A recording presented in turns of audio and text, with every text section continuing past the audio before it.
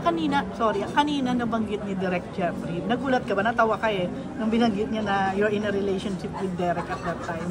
Ano naging reaction mo doon? Nakatawa lang.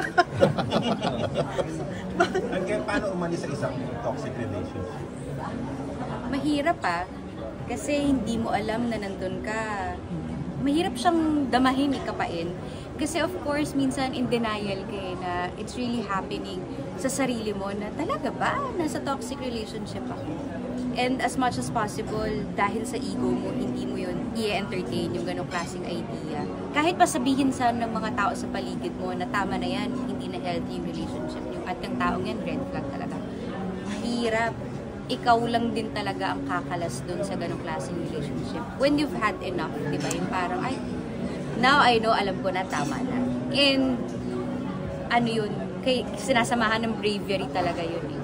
Paano yung healing doon sa, nung umalis ka sa isang, pag umalis ka sa toxic relationship, paano yung healing ginagawa mo? Ang akala ng mga tao, ang healing ay mahirap at nakakatakot na proseso. But no, ang healing, ang sarap niyang journey.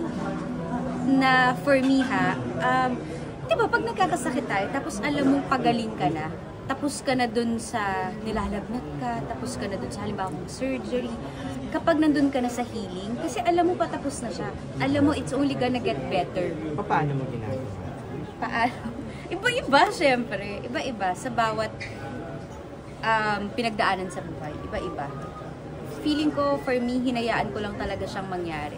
Hinayaan ko na yung experience and yung time yung gagawa ng paraan para mag-heal ka. Iba kasi friends, nag-turn to friends, iba travel, yung iba nagpaka-subsub sa trabaho, iba naglasing. Halo-halo. Just to clarify, yung bang relasyon niyo ni Derek, masasabi yung toxic o nagkahiwalay lang kayo? Just to clarify lang, kasi baka ma-misconstrue na sa amin, siguro tulad nga nung sinabi ko kanina, meron akong peace ngayon na sobra kong iningatan at patuloy na iniingatan. And I really don't want na mag-comment sa kahit na ano from my past. And kumaga ikaw, paano ka naging hands-on as a mother, tapos as a husband dun sa, wife dun sa husband mo, nung nasa private life ka?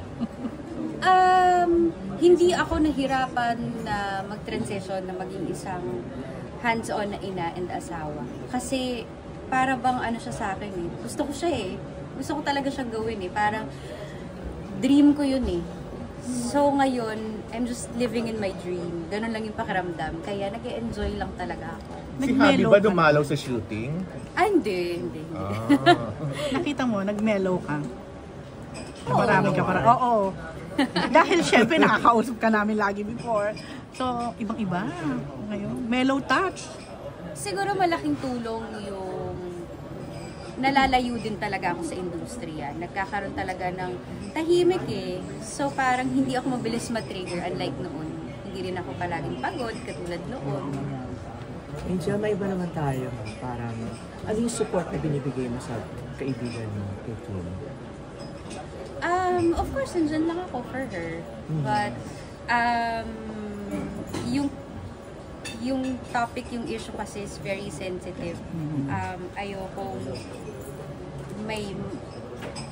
maki-involve. Ayoko talaga. But as a friend, alam niya kung ano yung pwede kong ibigay na suporta. Sa latest post siya kasi doon serious niya para sinasabi na ayaw niya matawag na strong. Tapos kailangan niya ng love, support, and understanding. So, nandoon ka doon sa mga